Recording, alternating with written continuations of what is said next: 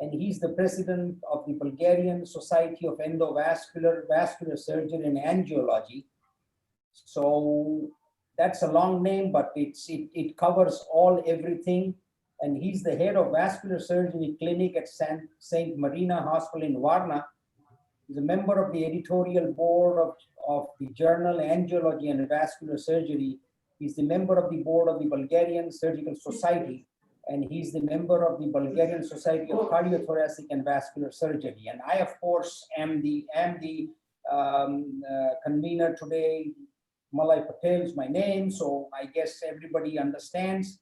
But this brings us together on the first program that we have between Bulgaria, India, and most important, the Balkan Venous Forum, of which Alina is the chairperson or chairperson of the management board. So this brings us to that. So I now hand over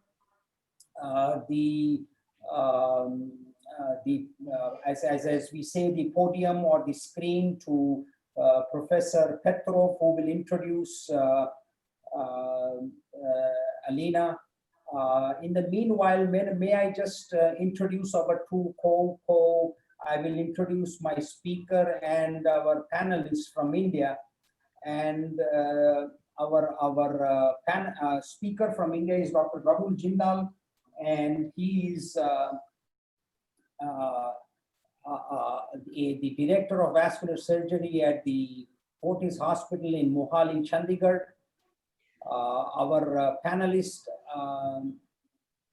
is our president of the Venous Association of India, Dr. Roy Varghese, and our second panelist is Dr. Deepak Selvaraj, who is from the Christian Medical College in Vellore, and he has joined us. So may I now hand it over to Dr. Petrov. Dr. Petrov, you can please introduce the Bulgarian team, and of course, please introduce Alina very well, because we know her since a long time.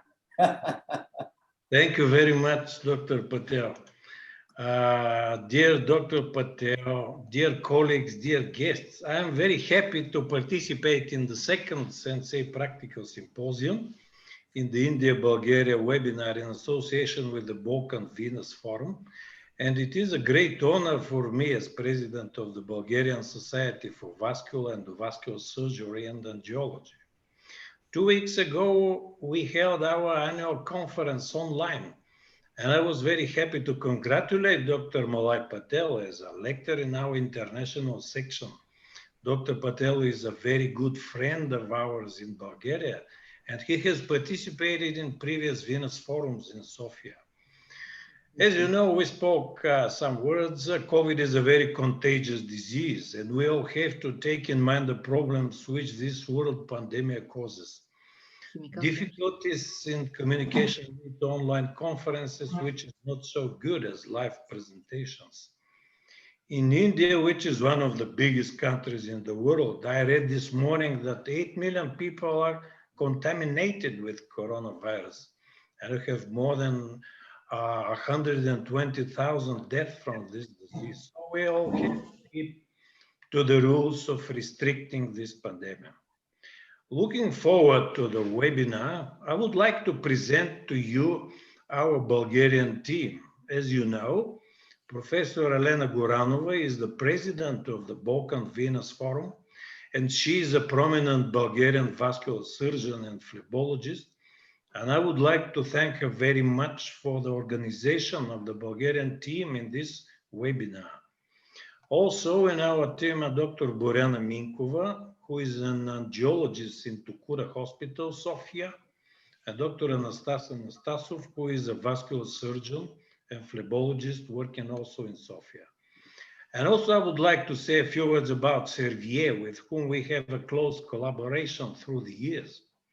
In 1993, that's a long time ago, Servier introduced themselves officially in Bulgaria, and also we founded our Bulgarian Vascular Society.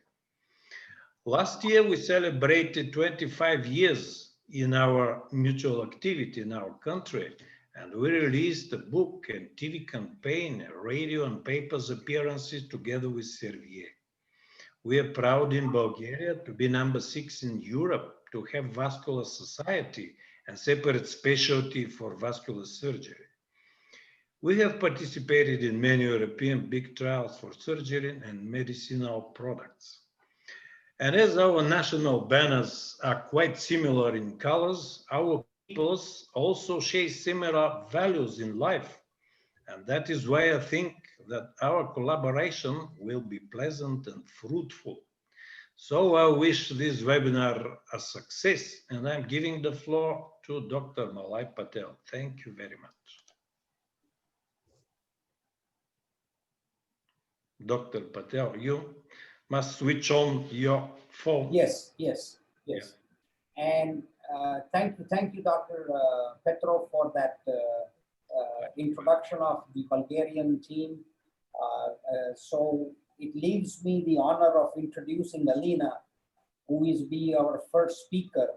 And as the guest, Alina is, she's been the past president, of course, of all your Bulgarian societies. And we've known each other for such a long time, as you said, and she's the president and chairman of the management board of the Balkan Venous Forum, a consultant vascular surgery University Medical Center, Alexandrovska, and she is going to give us the first talk on the stages of venous ulcers and the exact practical ways of trying to get around treating the etiology of these venous ulcers, as well as how to deal with them locally. So Alina, please go ahead. Thank you. Good evening, good afternoon, dear colleagues, dear chairman and friends. Thank you, Malai, for the invitation to bridge our society. Do you hear me? We can hear you. We can hear you. Yeah, we can hear you. I continue. Yeah. It is my honor and great pleasure to be with all of you. And this is my presentation. The first one. Healing a leg ulcer is a challenging task. Multiple methods are describing for years. I would like to share my concept based on my experience and the data that I collect. The ability to manage a wound requires multidisciplinary approach. The substantial socioeconomic importance of chronic venous insufficiency is due to the high number of patients, the cost of investigations and treatments, the deterioration in quality of life, and the loss of capacity to work during the disease. The problem is getting worse due to the fact that the disease is progressive and tends to occur.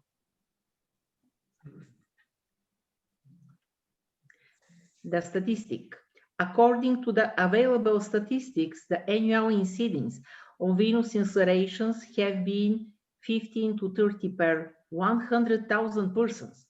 However, in reference to a segment of males older than 65 years, the overall incidence is 1.4. A recent study provided in Bulgaria reveals that 42,000 persons suffer from leg ulcers. A selective review was performed. Having history of deep vein thrombosis and a present reflux along the veins are major causes from venous wound occurrence. Their efficient treatment has been focused in numerous international studies. A systematic review of PubMed and BES online was performed. This is the list of referent articles and name of the authors, but we changed the slides. This is, no. May you help me, please? Just take your time. Don't worry. Don't worry. It will be done. It will be done. This is, Vishal, please, can you help? Yes, the perfect wound dressing. Our experience, based in European guidelines for venous wound management, recommends the following line of activity: appropriate wound dressing, early reflux ablation, adequate compression therapy. The perfect wound dressing properties involves pain and itching reduction, protection against physical, chemical, and bacterial exposure, absorption, wound exudate. They have to be made from non-irritating material. They have to allow gaseous exchange from the wound, easy to change with not irritation.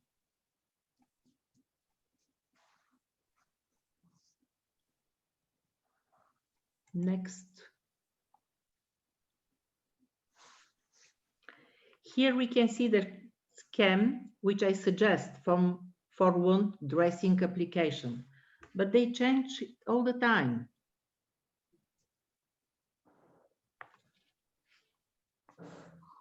Yes. The best, here we can see the schema I suggest for wound dressing application regarding the stages. The stages: development, necrotic, inflammatory, remodeling, proliferative, and epithelial. They are the main phases. Which of them requires different approach? Necrotic tissue should be treated with hydrogels, autolytic or surgical debridement. Removal of necrotic tissue unshowed is to allow formation of good granulation tissue and promote epithelialization. Therefore, any necrotic material should be cleared from the wound bed to allow wound healing to protect correctly.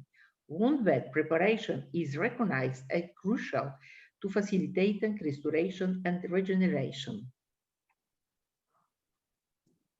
The next phase is inflammation. The white cells, growth factor, nutrition, and enzymes transported by the exudate allows healing and repair.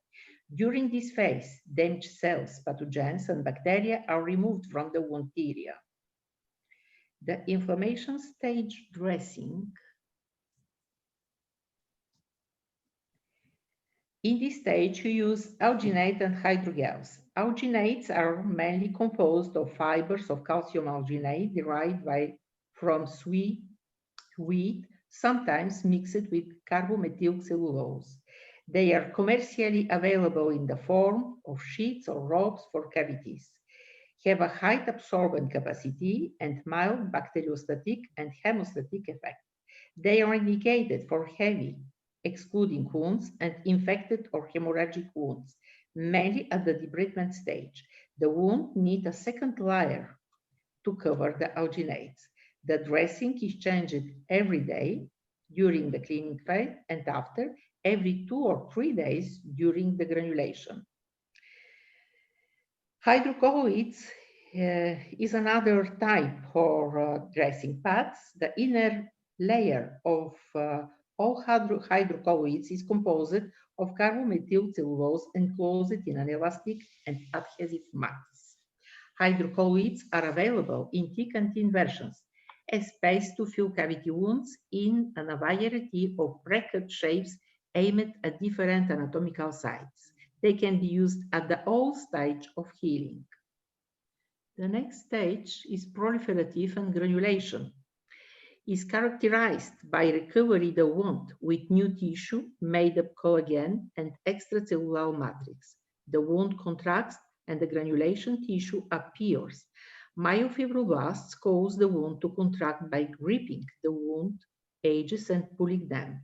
In healthy stages of wound healing, granulation tissue is pink or red and uneven in texture. Moreover, healthy granulation tissue does not bleed easily. Dark granulation tissue can be a sign of infection, ischemia, or poor perfusion. In the final phase of the proliferative stage of wound healing, epithelial cells resurface the injury. This is the stage that say, "Don't touch me." It is important to remember that epithelialization happens faster when wounds are kept moist and hydrated. Put the dressing carefully to prevent damage of the surface.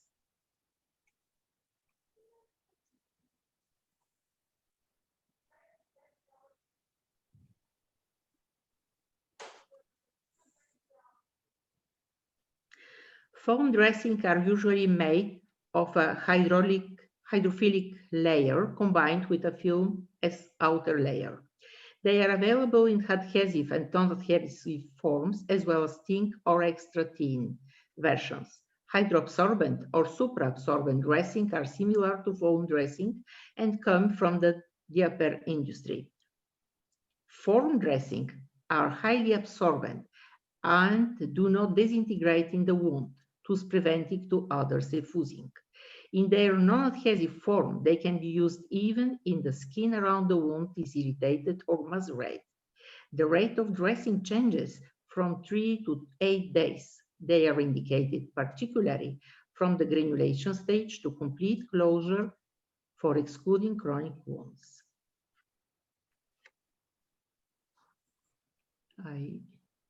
Epithelialization is when collagen is remodeled from type 3 to type 1 and the wound is closed entirely. Once the collagen is laid down during the proliferative phase, it is disorganized and the wound is thick. During the maturation phase, collagen is aligned along tension lines and water is reabsorbed so the collagen fibers can lie closer together and cross-link. Cross-linking of collagen reduces scar thickness and also makes the skin area of the wound stronger. Generally, remodeling begins about 21 days after the injury and can continue up to 1 year. The stages of wound healing belong to a complex and fragile process. A failure to progress in the stages of wound healing can lead to chronic wounds. Infection therapy is based on the result of microbiological swabs. In addition, the exudate assessment and microbiological analysis provide valuable information for the antiseptic means choice. By this moment, I comment on the wound dressing tissue. However, the most important factor is cutting off the reflux. Can be used different methods as laser ablation, RF ablation, ligation, crossectomy, sclerotherapy, or glue. I absolutely agree with the recent study investigator that early venous ablation leads to a shorter time to ulcer healing.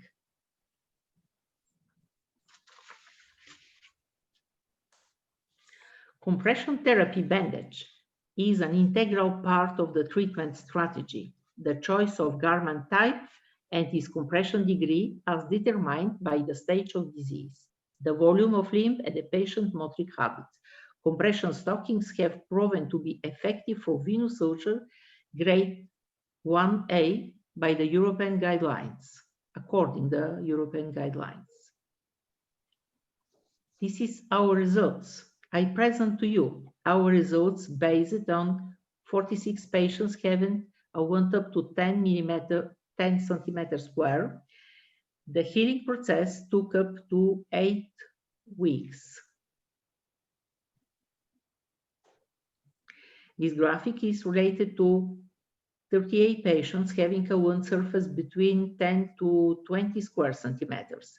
As visible, in larger wounds, the healing process took up to 10 weeks or more. In conclusion, the reflux elimination, the correct wound dressing, and proper compression therapy are the key for the fast venous wound healing.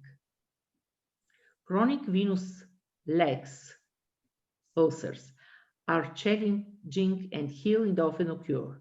It has significant impact to older individual health and is a financial burden of healthcare resources. Thank you for your attention. Thank you, Elena, for that wonderful overview and also showing us what actually goes through the wound and how it heals and how we need to treat it. And I will leave the discussion to the panelists, and we now move on to our second speaker, who is Dr. Rahul Jindal. And as I introduced you, he has been, in addition to what I introduced him as, he's the past president of the Venous Association of India. He is the current president of the governing council of the Venous Association of India.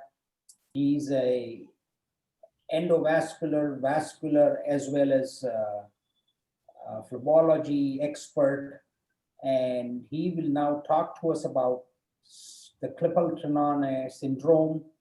And there is a lack of understanding, or as I say, we try to, look at this problem and just, not do much. But Rahul here is going to tell us about what is the exact problem that comes with, what is the exact problem that the patient comes with, and how we can go about that. Rahul, please, the screen is yours. Yeah. Thank you, Malay. And I think Professor Alina has really put it in a very short and sweet way that exactly, what things to be done. People are really confused on what dressings to be used on the venous ulcers, when they are doing the compressions. I will talk totally different topic, and KTS. These patients are being seen by all the surgeons and the vascular surgeons, and I think there is a lot to learn. And so we have treated a lot of these patients in the last 15 years. So I'm just going to share my experience from where we have reached. This disease identity was discovered by two guys from France, Maurice Klippel and Trenaunay. And at the same time, an English dermatologist, is a very famous dermatologist, Parks Weber, who described the syndrome in the similar setting. So that's why this syndrome, if you read the English books, will be known as Klippel-Trenaunay Weber syndrome. And in the other books, it will be only as a Klippel-Trenaunay syndrome, but it means the same thing.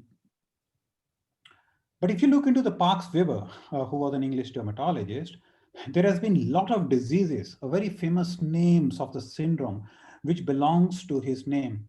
And one of the important things which I'm going to discuss is a Parks-Weber syndrome, which is also a congenital rare vascular malformation.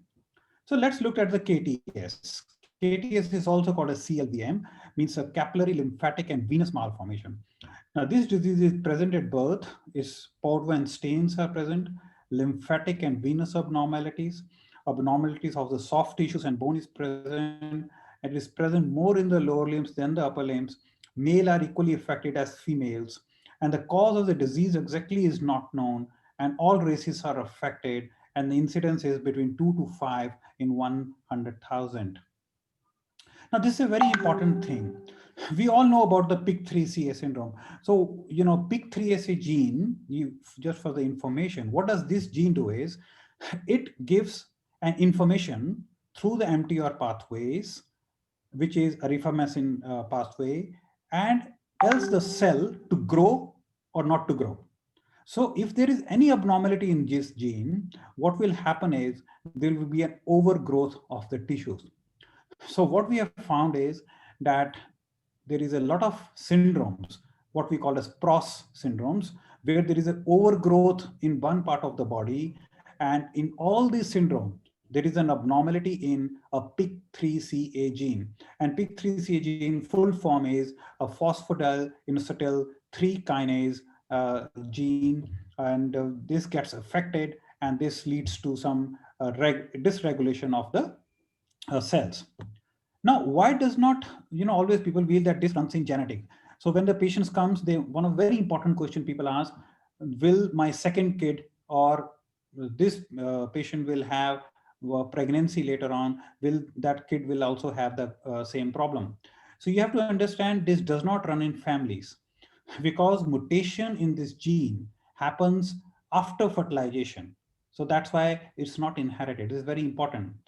And the risk of malignancy, a lot of people ask this question in KTS, is not been found, and the incidence and the prevalence is equivalent to a normal people.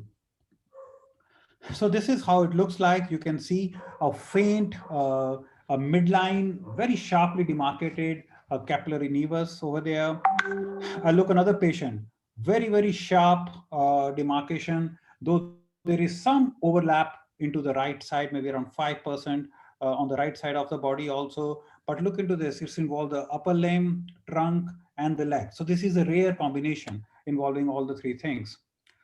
Is unilateral in 85%, both upper and lower limb in 10%, hypoplasia and aplasia in 22%. And important thing is a lateral embryonic vein. So it's not that the lateral embryonic vein has the same path. It will drain into the iliac veins in 5%, into the poplite in 11, saphenous into 14, superficial femoral vein in 17%, and deep femoral vein in 20, and gluteal veins in 33. So there is a different drainage systems in the lateral embryonic vein when you see them on an ultrasound. If you look into the capillary manifestations, they are present in 90 to 100% of the cases. And with the age, there will be a lymphatic vesicles which will come on the skins in some patients. Sometimes they turn black because there is an intralesional bleeding, and they usually affects the lateral aspect of the leg, and they can be treated by different methods, which we're going to discuss. Then around 70 to 100% of the patient will have a venous abnormalities. There could be various venous abnormalities like persistent embryonic veins, and you could have a venous malformation in the colon and vagina or bladder, where the patient can present with a hematuria. These patients can also present with deep venous thrombosis and pulmonary embolism, and can also present to you with a localized intravascular coagulopathy. The venous component, the dilation of the veins may not affect only the legs. It can also affect the deeper veins like a popliteal vein, femoral vein. You could also have a very dilated inferior vena cava. If you look the hematological evaluation, that can also tell you that the D-dimer levels are higher in a lot of the patients. So that's why it's very important that any of such patients, if you are doing any surgery or any intervention, we must give a prophylactic anticoagulation for 5 to 7 days. Lymphatic components is involved in 15 to 50%. It can be various components. One could be a macrocystic lymphatic malformations in the tummy and in the limbs. It could be microcystic, small vesicles on the capillary malformations. It could be continuous totally, and these vesicles can be present in the foot, toes, in the perianal regions. We've got the patients, of all the three areas, and these lymphatic can present to you with an infection, with a bleeding, and it's a very, very common presentation with these patients. If you look into the MR, you see on the left side a hypertrophy of the subcutaneous tissue which is there, and if you look into the skin part, you can see huge amount of lymphatic vessels shown by the arrows. So lymphatics can involve pelvis, bladder, GIT, and the spleen areas, and you can also have an absent lymphatic vessels in the leg.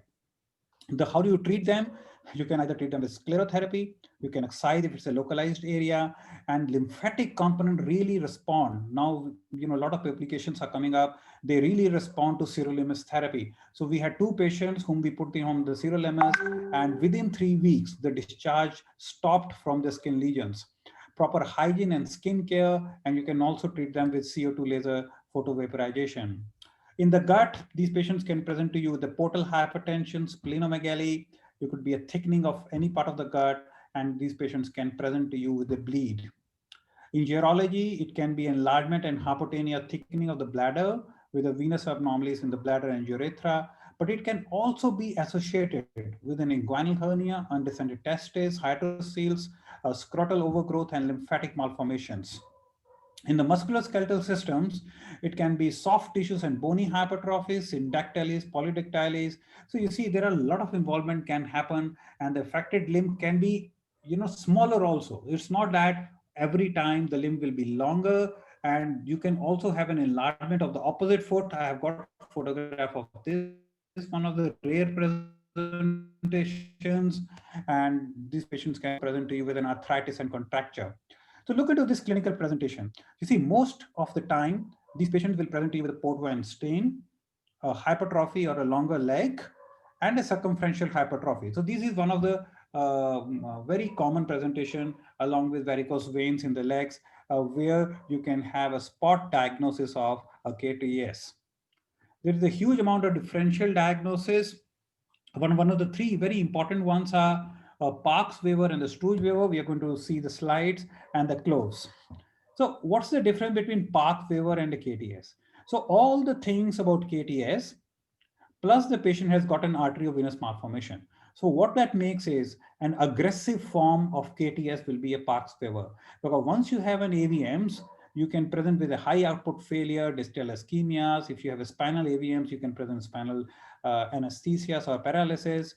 So that's why if you have an AVM associated with KTS, it becomes a slightly aggressive disease and more aggressive treatment is required, and the different gene is involved in this disease.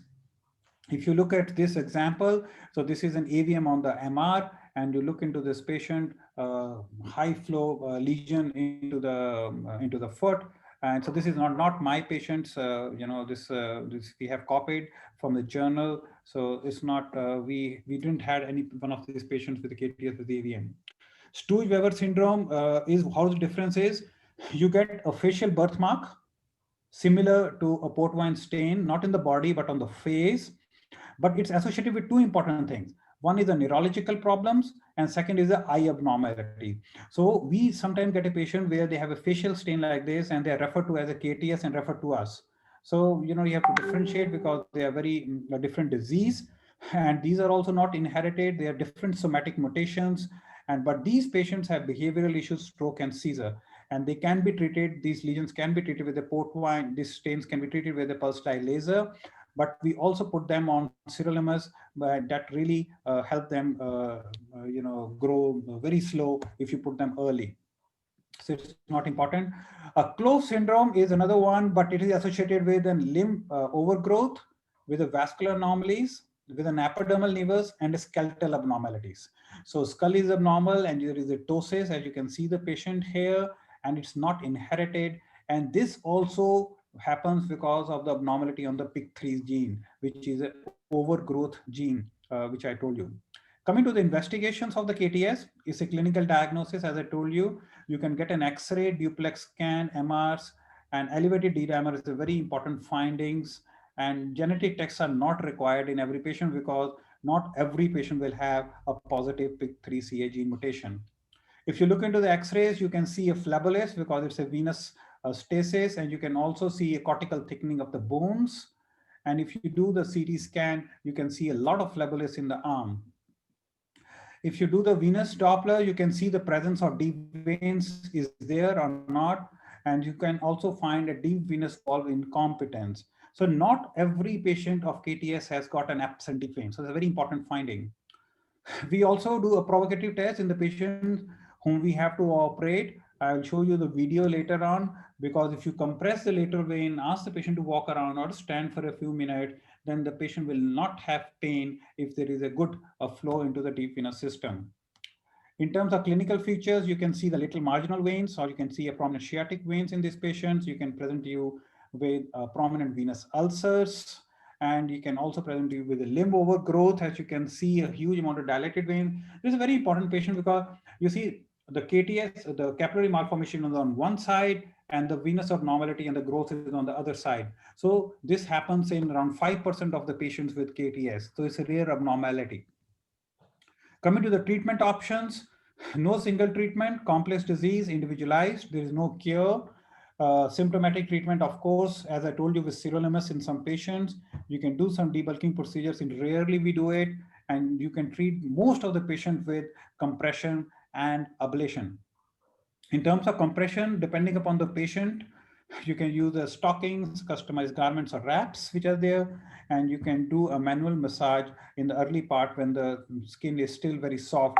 That really helps in controlling the long-term swelling in these patients. Coming to the sirolimus, rapamycin, as you know, this drug was discovered, and it's very important. And this new drug, and basically it hits the path where that gene gives the signal to the MTR pathway. It blocks that, so that leads to the rest of the cell growth. And this has been really very useful, especially in the lymphatic malformations. Rapamycin is an antibiotic, and it was found on the island of Rapa Nui in 1972. That's why it's called rapamycin, and it's from Streptomyces hygroscopus, and the doses are written over there. And really, we have used it in few patients with the good effects. You have to treat these patients for the limb overgrowth, because if you don't, then the opposite side of the hip joint can have a lot of issues.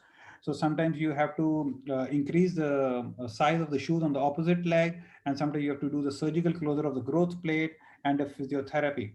In terms of capillary malformation, you can do a pulse dye laser or a sclero.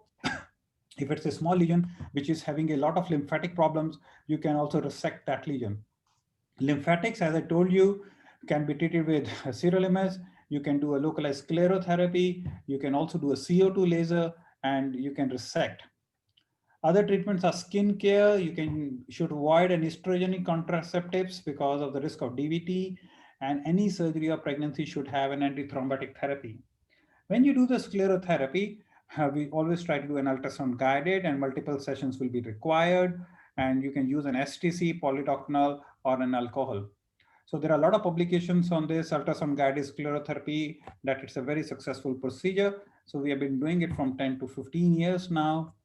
Then you can also do the open surgery in certain places where there is an ulcer in the skin. You can close the perforator, ligate the vein, or nowadays you can treat them with an endovenous ablation. So let's start with some cases here. These are the last few slides. So this is one of the first cases who present to us right leg KTS with a massive bleeding from one of the lesions here in the foot. And what we did was a simple 2 sessions with sclerotherapy, and all the lesions disappeared. And then we put these patients on a long-term compression. Another patient examination with KTS where he's present with a venous ulcer. So I'm just going to show you the video, how we do the testing before we operate. Do we do the Doppler? So what I'm showing you is, this is the reflux from the leg up to the ankle, and there is a venous ulcer. So what we do is we make this patient lie down. It's a huge veins you can see. And I take the leg up. And as soon as you empty the leg of the veins, you will be able to see a huge facial defects. You'll be able to feel that. And I can really feel them. And I'll feel the maximum size facial defect, which I can see once I empty the vein. And I raise the leg for a few seconds. I will feel the facial defect. And then I press that facial defect and make the patient stand. So once I make the patient stand, you will see that all the veins which are being filled from that perforator or that big vein will disappear. And the leg will start literally looking normal. Because normally there will always be 1 or 2 spots. Look at this. I've just pressed at one point. There is no filling of the varicose veins at the ankle or in the leg. And once I release this, all that blood will come down and it will fill up all the varicosities, and I can see into the ankle. So it's a very, very important test what to close, because there are sometimes so many veins in the legs, you don't know which one to close.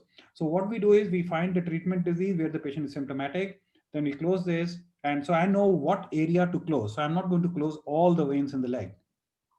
So this is another patient, huge veins here, as you can see. Now we're going to see a patient who had got a little marginal vein, and he presented to us with, as you can see, a very prominent veins on the foot. This was a young girl, very symptomatic, and we do ablation here. So we put in a 6 French sheath, and it's all under local anesthesia, and we are putting a 1470 nanometer laser. As you know, the lateral marginal vein is very, very close to the skin, so you have to be very, very careful that you don't burn the skin. Another thing what we have learned is that we always try to do the crossectomy in such patient. We don't leave a huge stump at the top, because this patient will have a recurrence, what we have observed. Third, what we observed is the amount of energy you have to use is much higher. So if I have to use in 60 joules in normal varicose vein, so I will use around 80 joules over here, 80 to 90 joules to burn the vein. When you are burning near the skin, especially you're coming over the thigh, so we have to be very careful, because you are literally at the skin there. So we sometimes use an extra Tumescent, so make the vein go deeper and then use the energy. So this is how we take up very, very close to the saphenofemoral junction. You can see the laser fiber, and this is the settings what we use, and we ablate. So you can see I'm ablating nearly 0.5 centimeters. So I'm not taking very, very fast. I'm taking my huge time to burn the vein. because if you will not do this, these veins, they tend to reopen again. So it's very, very common. So that we learned from our initial experience, these patients used to have a recurrent opening of these veins. So now we ablate them really thoroughly and ultrasound guided and do the transmural ablation of the vein so that the bubbles I can see who are flowing outside the vein wall. So if I'm just putting in, this is the post laser, you can see the vein is fully closed. It's a transfer section, as you can see, and I can't see any residual vein which is left over there. So this is post-operative pictures. As you can see, huge veins which were there. The patient had skin changes and all, so they disappeared. Another guy, another lady, huge vein on the right lateral margin, very symptomatic at the ankle, hypergrowth of the toes. Look into this picture here. So we have done the laser very close to the skin. So post-operative ultrasound in this patient showed, you can see a preoperative ultrasound, huge black color vein, very, very close to the skin, like 22 millimeter diameter in the standing position. And you can actually see the light throughout. And here we are using a 1940 nanometer laser, the latest laser which we have. And this is a video showing the placement of the fiber.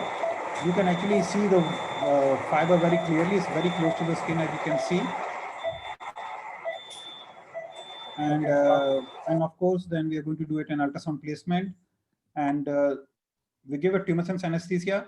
So I'm using a huge amount of Tumescent here because the vein is very, very close to the skin. So, you know, more than double the amount of Tumescent what I normally use in my practice, and try to take the vein out. And the vein is also very big, so it's not going to collapse very easily if you're going to use a Tumescent. It's all under local, so you have to be a bit careful. Then it's a 1940 laser, and I'm still using a 48 joules per centimeter here. Normally I put in 40 joules. So I'm using a higher energy to burn the vein, and I'm also using only half a centimeter space to burn the vein much higher. So this is a post-operative result, 1 day post-operative. You can see next day. So there is no hematomas or something like that. You don't see much, such a huge veins which we had. And this is, you know, after 1 month, you can get a very good results. Look at the ankle and the toes. Another lady with a multiple form sclerotherapy, left perforator ligations, incompetent SFJ. I'll just rush through that. Hugely incompetent SFJ. Another puncture over here, and a patient presented to us with a dermatitis and a bleed from the knee point, and we put in the foam and the laser, getting a very good result in this patient. Another lady, this is being followed up for 12 years now. She was very young. Now she has grown up, this small girl. 2017 photograph, we did put in a laser, and 2019 her leg is like this. So we have been following her for 12 years, and we have done 3 procedures in the last 12 years on her, and with the good results. Another look into this case. Huge amount of lateral marginal hypertrophy of the toes, presented to us with bleeding from the veins and the calf areas, and we put in the laser. So a lot of lymphatic follicles which are there on the capillary malformation. So we did a CO2 on that later on. You see these ones, the small blebs. So there is a bleed inside the lymphatic disease over here. So we have done the laser and got a very good result, as you can see at 6 to 8 weeks results. Another guy, you know, with a venous ulcer we have put in. So our experience has been around 42 patients who are under follow-up. And normally we have seen more than 80 patients now, but patients gets lost to follow up in our practice. And males 20, females 22. We have done a few lasers, foams, and surgeries in these patients. And if you look into the world literature, there are 2 big series which has been published. One by Mayo Clinic and one by our colleague, you know, Dr. Deepak is here on the panel from his institute, 127 case series. This is 2022 publications, which are very important, a review of the available data, which has been published in 2020, August, and another article in endovascular treatment of KTS in June. If you look into the cancer risk, there has been a review article which has been published in 2019 showing that there is no increased risk of cancer in KTS. So thank you. In conclusion, KTS is a complex disease. It's a long-term follow-up is required. And we feel that endovascular route is the best treatment. And if you do it properly, it really gives you a very good results. Thank you. Thank you. Thank you, Rahul, for that overview as well as specific points and giving such practical points to all our participants. And can I now ask the panelists from Bulgaria and India to please give their comments, make a discussion or ask questions, whatever they want. So Dr. Minkova and Dr. Anastasov from Bulgaria and Dr. Deepak Selvaraj from India. Can you please go ahead and ask your questions, comments, or discussion? Please go ahead. Thank you.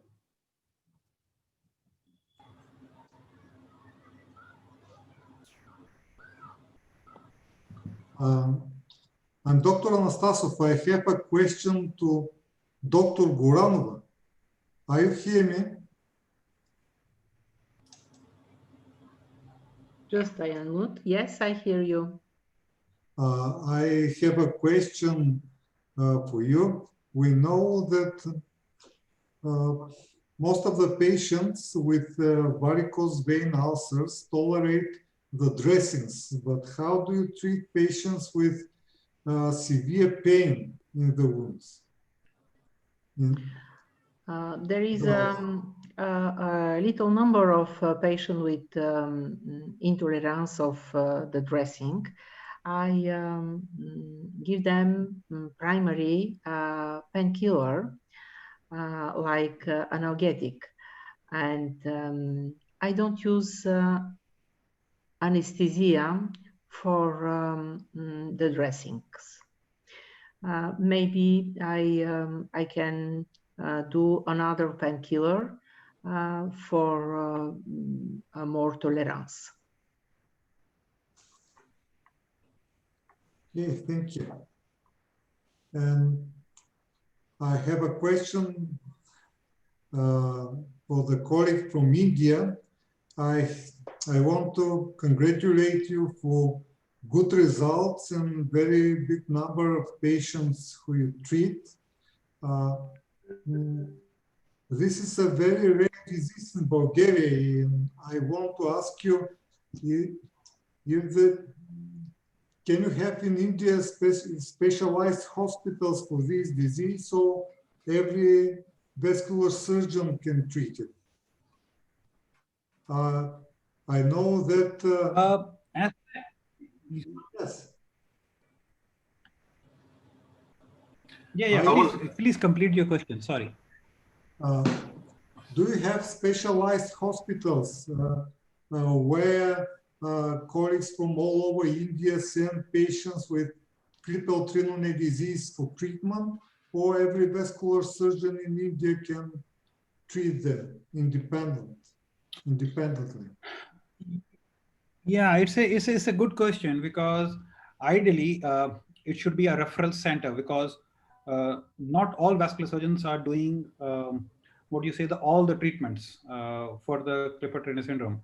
But yes, we don't have a referral system like that. And actually talking, any patient with KTS can walk to any of the vascular surgeons which we have in, India is a very big country. So every state has got a vascular surgeons. But yes, out of the 400 to 500 vascular surgeons what we have, there are few people in the country who have got special interest in the field. And but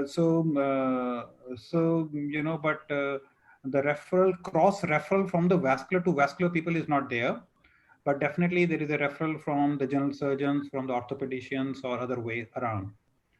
But yes, most of the vascular surgeons should be able to treat them, because we try to take up these lectures in the national meetings. So most of the vascular surgeons should be competent enough to treat them. And I have one more question. Do you apply more energy with laser ablation per centimeters compared with normal varicose veins and normal great venous vein treatment? Yes, I apply more energy here. And definitely, because in the initial beginning, I treated them, just like the normal varicose veins. But what we found was that within 1 to 2 years follow-up, that veins opened up. And I was very surprised that, and once you see these veins opening up on ultrasound later on, you feel like you haven't done anything.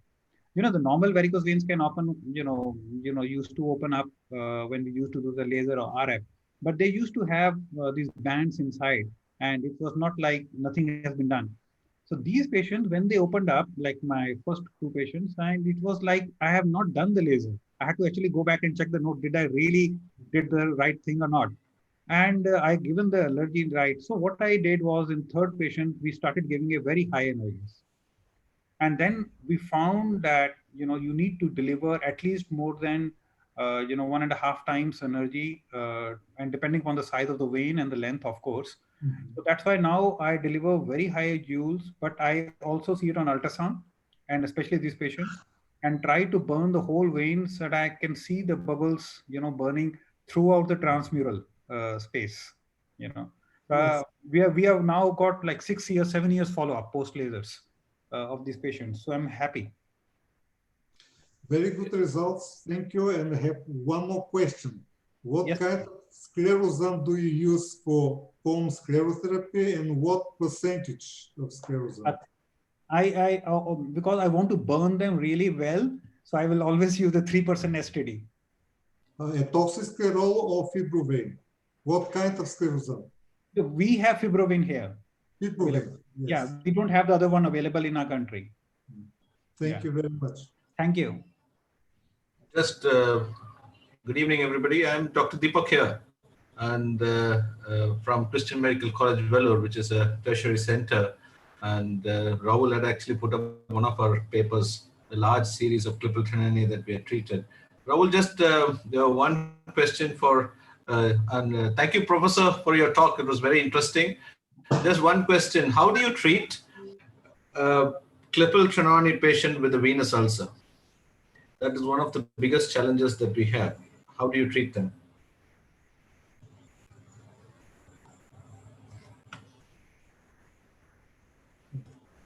Hello. Yes, Rahul. Sorry, Deepak, I think there was a problem in the communication. I missed your question. Sorry. No, my question is very straightforward. Have you come across clipal trinani patients with a venous ulcer, and how did you treat them? Yeah, I showed you one patient also.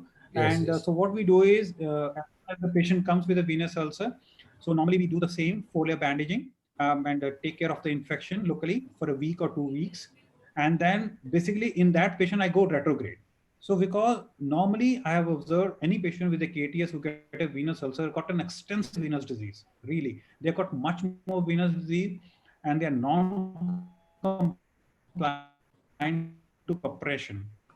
So what we do is we stand and do an ultrasound retrogradely from the ulcer, and then normally what we observe is this marginal vein which is putting the pressure on that, and then I will do, as I mentioned, a laser ablation from the top and the foam sclerotherapy by the side of the ulcer, and then later on continuous compression on this patient.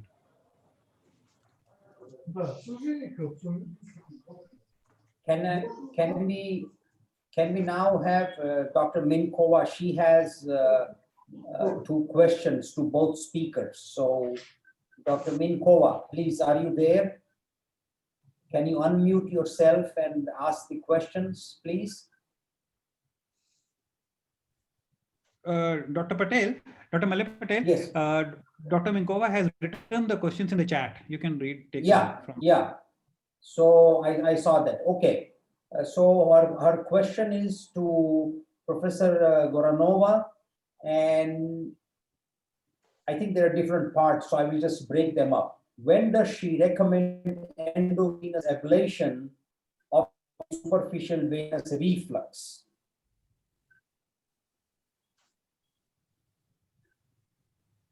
So you need to unmute yourself. Yes, there is 3 questions in one. First Yes. one, I have to see, to diagnose very well, is it venous insufficiency or post-phlebitic syndrome, post-phlebitic. If it is venous insufficiency, I think it is very important to make early and fast a closure or the reflux or an ablation. The second question is when I perform macrobiological swaps on the first visit, I perform it. And the third question is who is getting the medical care? I think the first 3 or 4 wound dressing should be done, but medical specialist, nurse or a doctor, and they have to educate the patient to perform the dressing himself. Thank you, Alina, for answering that question. You know, I always have one comment and one curiosity. When we were in medical school, we were always taught that deal with the pathology first. So if there is a patient with venous ulcer, you deal with the reflux disease. So the EVRA trial, of course, reinforced that belief, but I guess it is always medical logic to treat the pathology first. So one here treats the causative pathology. And so now I move on to the second question by Dr. Min Kowa, and that is to Dr. Rahul Jindal. Dr. Rahul, can you see the question and unmute yourself and just answer it? I was just reading the question, and the question is, what are the patients where the relapse happens more frequently after the laser ablation? In terms of what term do you usually have to repeat the procedure? As I mentioned that, you know, all these patients, you have to keep them on lifelong follow-up.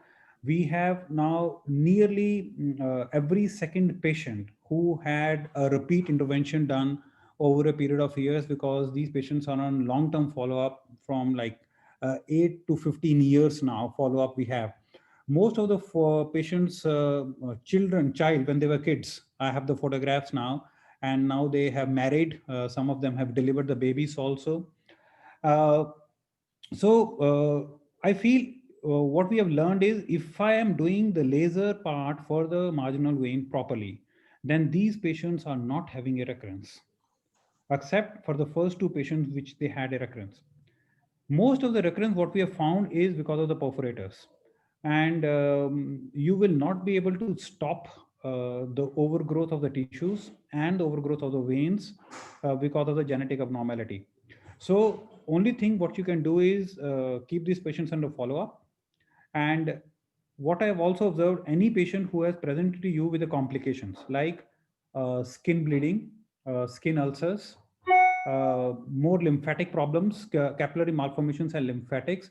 So these are the group of patients who will require a repeated intervention much more than any other group of patients. So this was my observation. Second question was on the open surgery. Very rarely we do open surgery. From last like 7-8 years, we have not done any open surgery. So there is no question of bleeding. Open surgery is only done to not for the whole vein. I will never do it. It's only if there is a very big perforator. So let's say sometimes the patient has got on the lateral calf a big perforator of like 5 centimeters. So I'll not be able to do a laser there because it's a deep vein, a big perforator, and a huge veins on the superficial system. So in that case, I will do ligation of that perforator surgically. So that's the only thing I do. Otherwise, I'll try to do a foam and laser with the thing. Rahul, there is another question. When and at what age and stage you decide to operate on KTS? That's from Ilya Kumar. Yeah, so you operate on the KTS only when you have symptoms. So otherwise, if the patient comes with a mild varicose veins or something like, so just conservative treatment and orthopedics and generalized body treatment, otherwise skin care. You operate only if you have huge veins, patients are symptomatic, and patient has got some complications in the skin. And there is another question, I think any one of the, I think Alina probably say there is a recurrence of a ulcer. And so what is your strategy when there is a recurrence of that ulcer? You have to see what is the cause for this recurrency. Is it a recanalization? Is it another recurrence varicose vein? And I perform sclerotherapy in these cases in the recanalization veins, and all the time I perform a good compression therapy. Thank you, Alina, for answering that. And Dr. Minkova sends her apologies. Oh, I know all this situation where you are in with colleagues and nobody understands. So this is one of the things that we are learning from webinars. But I think there are no further questions, and we can. Dr. Petrov, Professor Petrov, can you hear us, Professor Petrov? And yes, Professor Petrov, I think you can make some closing remarks, and then I think we can just close this session. And I thank everybody to be on time, and everything has just gone just like clockwork. And we have learned a lot from each other. I think there's definitely some areas or a lot of areas in both countries where we have similar problems of economics as well as access to healthcare. And Dr. Anastasov's question about dedicated hospitals, that's a very valid question, but it is very difficult to do in India. So Professor Petrov, can you please? Yes, thank you, Dr. Patel. Thank you very much. I would like to say that it was very interesting webinar, and the two lecturers were very, very competent, I would like to say, with a lot of experience, especially for Dr. Ravu Jindal. It was very interesting for me to see how you manage these problems. And I think that they are probably the same problems with you and with us, with some slight differences. So it is very useful for us to combine our knowledge and our experience in the future in some other kinds of webinars, or maybe meetings live next year or somewhere else. And I think that it was a very good beginning of something that is probably very, very important in our mutual work. So I want to thank everyone. It was very interesting for me. Thank you very much, Dr. Patel. Can I just make a point? Elena, you mentioned that 2% of CVD patients are class 6. They have an ulcer. Can you imagine the number of patients we have in India? So that is our problem. A town, a big town. It is like all the population in Bulgaria. Exactly. I was going to say that. I was just going to say that.